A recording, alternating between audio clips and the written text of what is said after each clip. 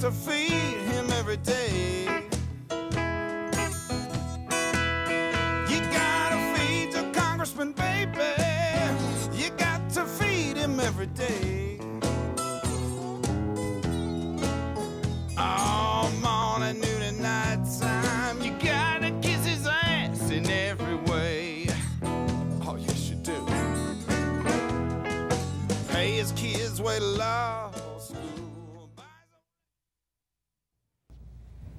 Hello, everyone. Welcome to Humanity Matters. This is August the 2nd, 2011. Before I introduce the host, I would like to mention that I missed everyone last month because I was away. I was in the hospital, but I'm feeling better now. And I missed you folks. And I'd like to thank all the staff at Shadyside Hospital and also the staff at the Whiteman Manor Nursing Home. So all the people I've met there, I'd like to say hi to you folks. And I'd like to introduce the host, Albert Torcaso, and the show is called Courage. Hello, everyone. It's actually called It Takes Courage. And today we are going to talk about that. But guess what, everyone? Every so often, almost every episode, I do a little bit of reinventing my television show, our television show. So this is the case again today. Now, I'm always going to have some politics somewhere in there. So I hope that you tune in for that, because what I bring to you is a different perspective. And I don't let either party interfere with the evidence, the truth. But today, actually today, we're going to be reinventing the show. And today, we're going to talk a little bit about the debt ceiling. But later today, I'm going to ask all of you to call in. I want you to start calling now, 412-231-2288. I want to hear all of your stories of courage. Now, you know how I take forever to answer the calls usually. Well, starting today, we're going to try to answer more of your calls, and we want you to get involved. Now, I want to say something to all of you out there who watch the show, who like the show, who've always tuned in. I thank you for that. I appreciate that. But all of you who are specifically like, I love the show, but when I ask you to be on it, you're like, oh, I never want to be on TV. I'm not the kind of person for that. I would be terrified. Well, actually, you are exactly the person I want on this show. Because for one thing, when you are on this show, no matter how nervous you may be coming in, by the time you are done, you're going to be comfortable and you'll be ready to do another episode. If you've noticed, I've been doing many different episodes over the last 7 years. I've never had anyone on who couldn't handle it, number one. I've never also had anyone on who didn't, after the end of the episode, when we were back off camera, I asked them, are you okay? They were like, yeah, can we do it again? So you definitely can actually be on this television show. Yes, it is live. Yes, we have we have a possibility of 90,000 people. Yes, it's on the internet. Yes, you're going to be seen, and it's going to be indexed and archived and even on TiVo and all these other places in the future. That's true. But trust me, all of you out there, I want to hear your stories. This show is called Humanity Matters. It's not Albert Torcaso Matters. It's not Annette and Chris. It's all of us. That's why I do what I do in the manner that I do it. That's why I step into the danger zone almost every episode. Because we do not have that type of leadership in America for the most part today. We need that kind of leadership. So guess what, everybody? I'm going to keep fighting. And I'm going to keep legally and peacefully fighting. But you know, today's about courage. Today's about your story. So you need to start calling. But let me get the little fun stuff out of the way in terms of talking about this debt ceiling deal that apparently did go by, and they finally did it, and the president signed it, as far as I can tell. So we're going to talk a little bit about that. Now, if your eyes are about ready to glaze over, and you're like, oh gosh, I don't want to hear any more about this. Yeah, you do. Because I'm not going to tell you what Fox or CNN or Channel 11 or Channel 2, Channel 4, Channel 13, whatever. I can tell you those things about it. I'm going to give you perspectives and informations that you may not know. And the type of things I give you should get you mad each and every time I'm talking to you. But instead of getting violent or angry that way, because we don't want to do that, but you should start taking an active role in everything that happens in our city, our state, and our nation. And let me tell you something. We can change the way this country is run for the better. We can put more money in your pocket, less taxes in your pocket. We can give the entitlements that everybody's thinking is such a bad idea. We can not only give those entitlements, and we can afford it, but we can actually include new things and have enough money. You're wondering possibly to yourself, not after everything we heard. Well, see, the thing is, you got to remember, there's a huge element of deception. And I don't want to get all long-winded and get into all that, but let me just tell you something. If you really think that America is in as bad as financial shape as they would portray, that even the president or the Republicans or the Democrats or the politicians, the news media, mainstream news media, or academia or economists or whomever, if it was really that bad, my friends, don't you think that there would be no more tax breaks for no one, no corporation in the United States? Think about it. Even as we signed this debt limit thing, tens of millions of people, maybe 30 million, maybe 50 million or more, are paying zero taxes. And we'll get into that a little later. But if we are in such bad shape, then why is it that those who have the money are not paying it? Because, my friends, I'm going to tell it like it is. You're being lied to.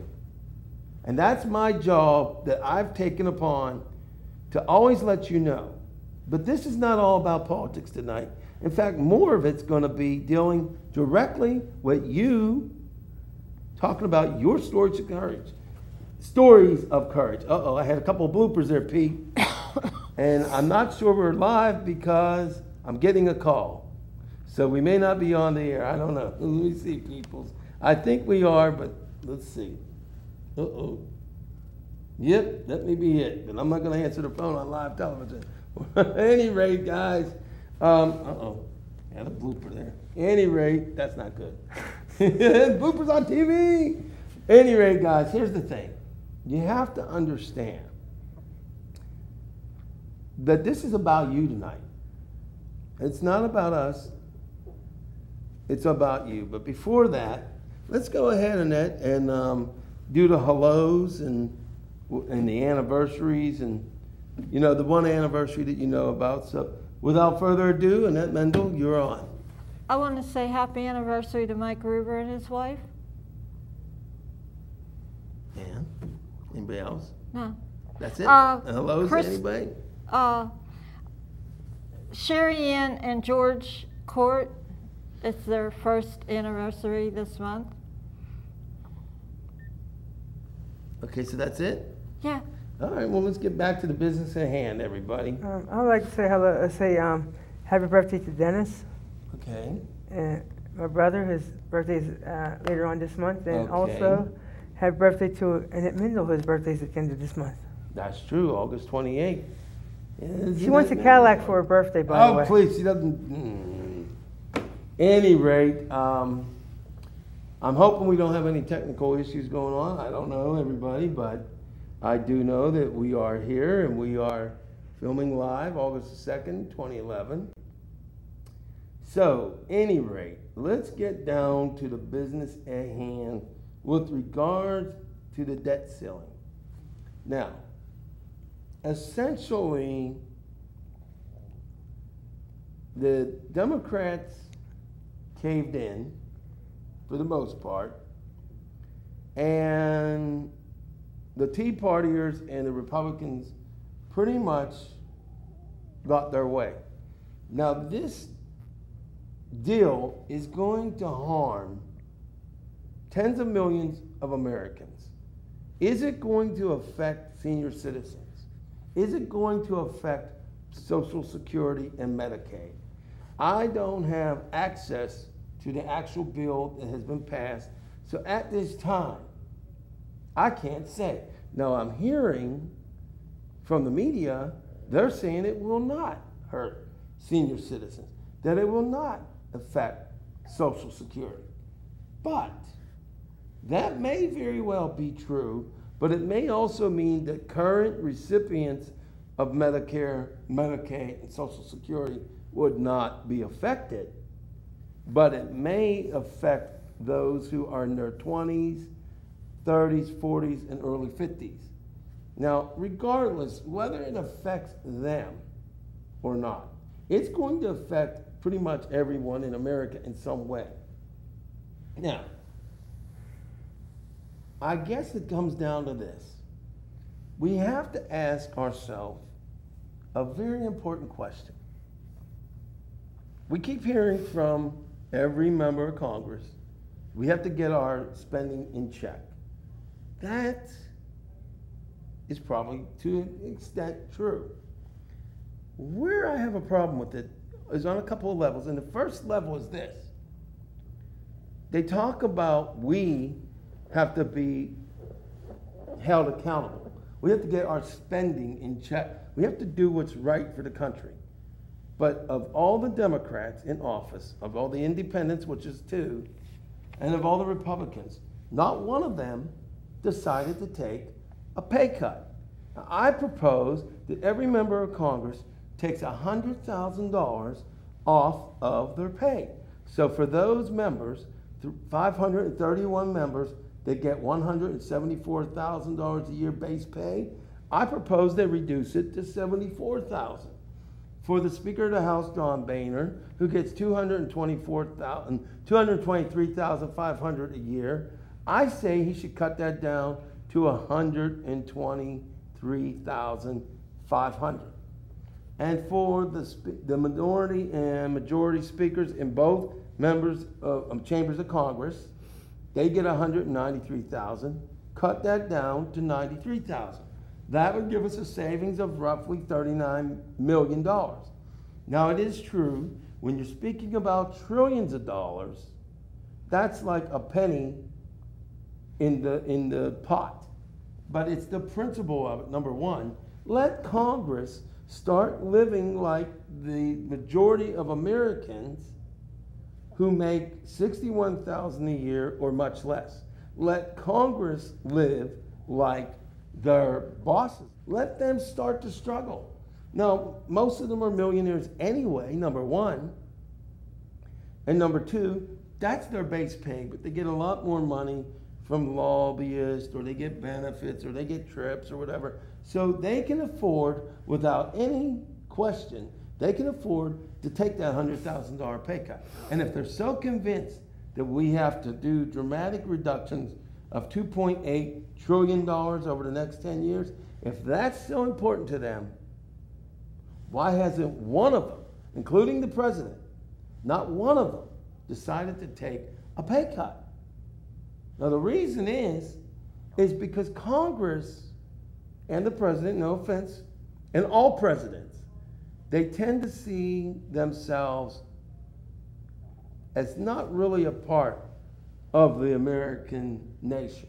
They have their own set of laws that they're exempt from, their own set of rules, and their own lifestyle. So what they do that affects us doesn't necessarily apply to them, and many of them are somehow elitist. So I told you all the bad news. Well, I also need to tell you, as I started the episode, 48% of Americans pay 0 federal taxes. Now, don't choke on your coffee. Don't choke on your soda or your beer. 48% of Americans pay 0 in taxes.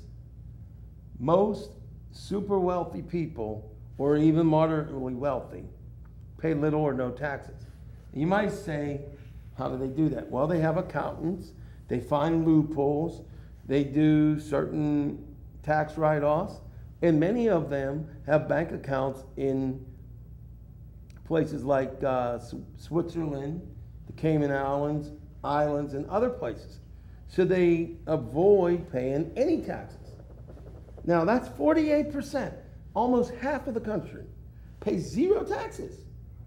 But you think that's bad. Let me tell you that's even worse. Out of every 3 huge corporations, they pay 2 of every 3. 2 of every 3. In other words, if you have 6 corporations, 4 of them are not paying any federal taxes. Now, to give you an example of what I'm talking about, General Electric made $101 billion in 2009, and the source of that information was Forbes magazine. In 2009, they made $101 billion. Of that money, they did not pay a dime. Nothing. Now, that's bad enough. But what's even worse is that the government turned around and gave them a subsidy, gave them $1 billion. To let you understand and paint a real good picture of what I'm saying, that would be like saying to Chris, I never gave you money in my life. Can you lend me $10? Can you give me $10? I'm never going to pay you back, Chris. I just want $10. I'm never giving you any money. I didn't bother to put it in to help you. I want your money, Chris. I want your $10, and I never want to give you money again. That's exactly what went on with General Electric.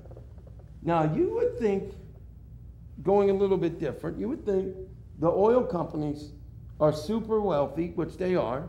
Collectively, they made over $1 trillion the last couple of years. So why would oil companies not be paying any taxes? In fact, guess what? ExxonMobil made $45 billion, paid zero taxes to the federal government. But did you know that just like GE, did you know they actually get money from the government?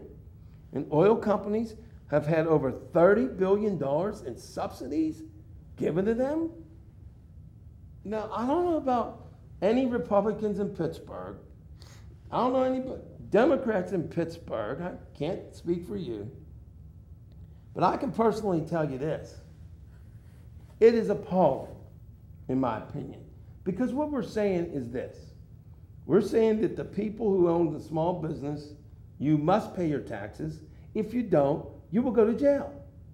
We're saying to the middle class, you must pay your taxes. If you don't, you will go to jail. We're saying to the poor, you must pay your taxes. If you don't, you're going to the jail.